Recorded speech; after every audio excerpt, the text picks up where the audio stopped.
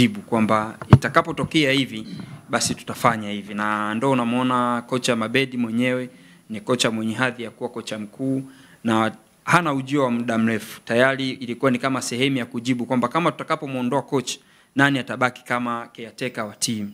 Na ni almost kama Romain Folz alitaka kuonesha weakness kubwa ya ambao uongozi wa Young walikuwa wamefanya. Mbele wanapita katikati sana na hatimaye wanaweza kupata goli. Chelewa kwa sababu tayari Yanga alikuwa ameshaanza kufanya makosa mengi katika eneo lake na alikuwa ni aidha kufungwa au angeweza kupata wakati mgumu zaidi kuweza kupata matokeo. Tokea tukafungwa tukiwa Malawi, basi moja kwa moja tutamuondosha, kujaribu mbinu mpya ya kumtafuta kocha mdogo ambaye wanaweza akakuwa naye lakini kubwa. Na sasa hivi ndoto ya Yanga ni kucheza either nusu finali ya Champions League au kucheza finali.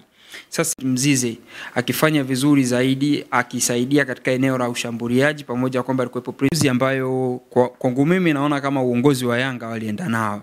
Tuone nini kinaweza kikatokea kwa sababu tayari kelele ilikuwa imeshakuwa nyingi, pressure ilikuwa ni kubwa na asingeweza kuhimili. Sasa kwa mpaka first half Yanga hana goli, lakini pia ilikuwa ni lazima wachukue maamuzi yale kwa sababu unaona hata ujio wa kocha ambaye ndiye amebaki kama caretaker ni kama ilikuwa ni kumuongezea nguvu kocha baada ya kuona kwamba kuna mapungufu, kuna mahali pana lega.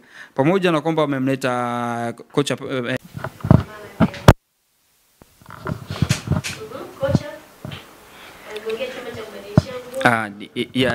ni almost kama ya dhidi ya Nsingizini.